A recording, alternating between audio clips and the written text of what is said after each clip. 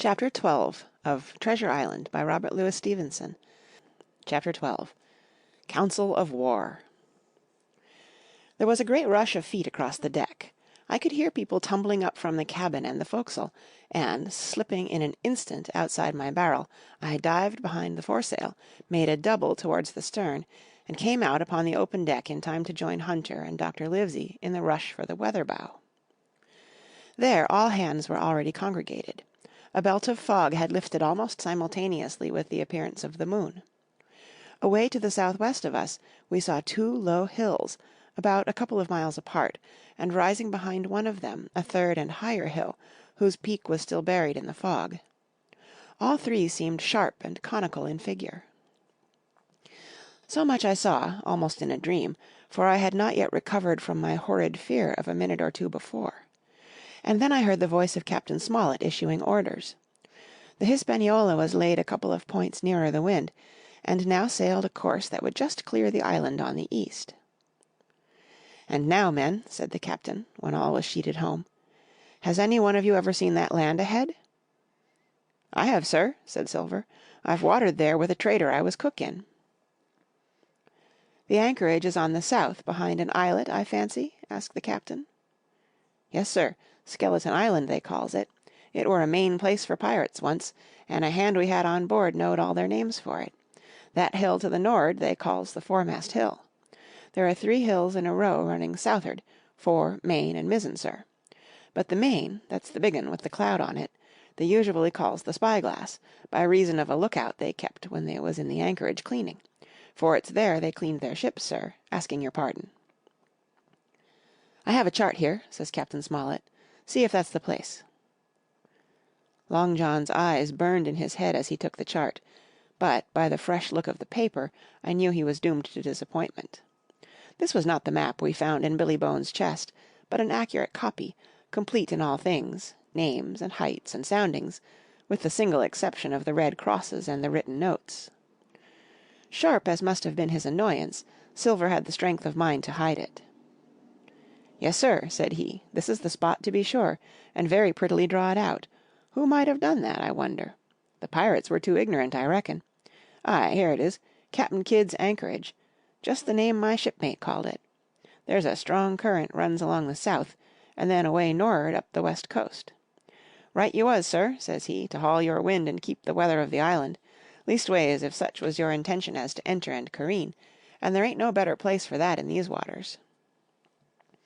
"Thank you, my man," says Captain Smollett.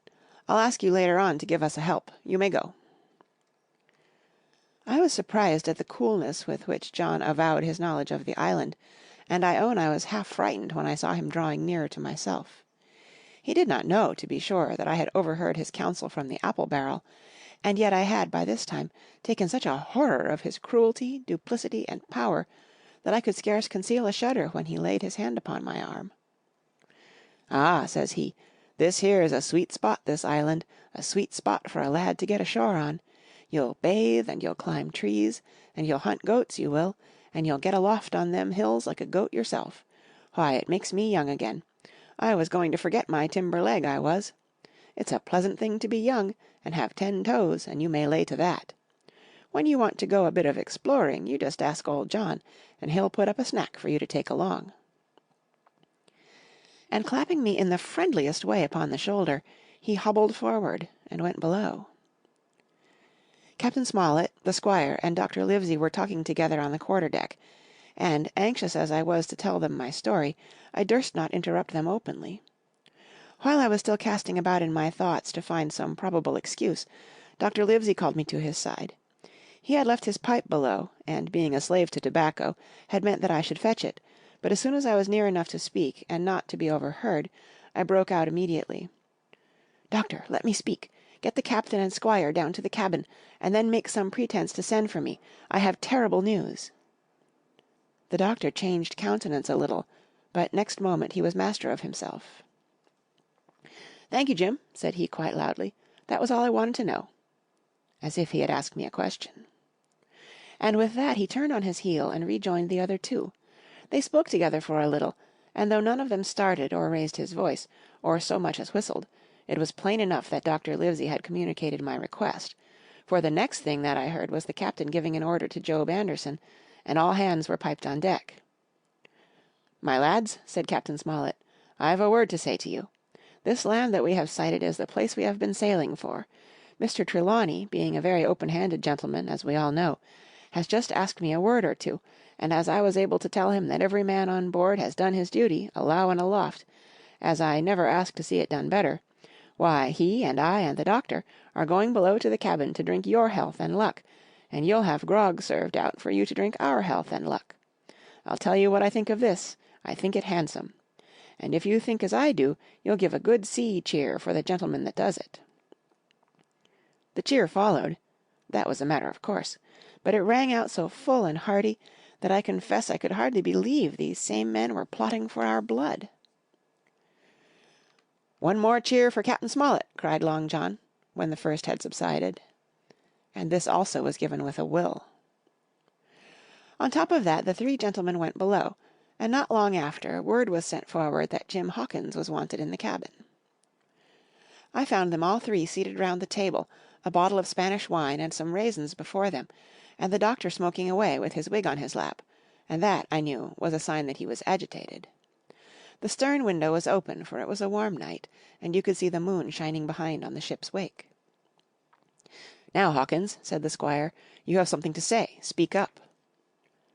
I did as I was bid, and as short as I could make it, told the whole details of Silver's conversation. Nobody interrupted me till I was done, nor did any one of the three of them make so much as a movement, but they kept their eyes upon my face from first to last. "Jim," said Dr. Livesey, "take a seat." And they made me sit down at table beside them, poured me out a glass of wine, filled my hands with raisins, and all three, one after the other, and each with a bow, drank my good health and their service to me, for my luck and courage. "Now, Captain," said the squire, "you were right, and I was wrong. I own myself an ass, and I await your orders." "No more an ass than I, sir," returned the captain. "I never heard of a crew that meant to mutiny but what showed signs before, for any man that had an eye in his head to see the mischief and take steps according. But this crew," he added, "beats me." "Captain," said the doctor, "with your permission, that's Silver, a very remarkable man." "He'd look remarkably well from a yardarm, sir," returned the captain, "but this is talk. This don't lead to anything. I see 3 or 4 points, and with Mr. Trelawney's permission I'll name them." "You, sir, are the captain. It is for you to speak," says Mr. Trelawney grandly. "First point," began Mr. Smollett, "we must go on, because we can't turn back. If I gave the word to go about, they would rise at once. Second point, we have time before us, at least until this treasure's found. Third point, there are faithful hands. Now, sir, it's got to come to blows sooner or later, and what I propose is, to take time by the forelock, as the saying is, and come to blows some fine day when they least expect it. We can count, I take it, on your own home servants, Mr. Trelawney?" "As upon myself," declared the squire. "3, reckoned the captain. Ourselves make 7, counting Hawkins here. Now, about the honest hands." "Most likely Trelawney's own men," said the doctor, "those he had picked up for himself before he lit on Silver." "Nay," replied the squire, "Hands was one of mine." "I did think I could have trusted Hands," added the captain. "And to think that they're all Englishmen," broke out the squire. "Sir, I could find it in my heart to blow the ship up." "Well, gentlemen," said the captain, "the best that I can say is not much. We must lay to, if you please, and keep a bright lookout. It's trying on a man, I know. It would be pleasanter to come to blows, but there's no help for it till we know our men. Lay to and whistle for a wind, that's my view." "Jim here," said the doctor, "can help us more than anyone. The men are not shy with him, and Jim is a noticing lad." "Hawkins, I put prodigious faith in you," added the squire. I began to feel pretty desperate at this, for I felt altogether helpless, and yet by an odd train of circumstances it was indeed through me that safety came. In the meantime, talk as we pleased, there were only 7 out of the 26 on whom we knew we could rely, and out of these 7 one was a boy, so that the grown men on our side were 6 to their 19. End of chapter 12. Read by Kara Schallenberg, www.kray.org, on Friday, September 11th, 2015, in El Sobrante, California.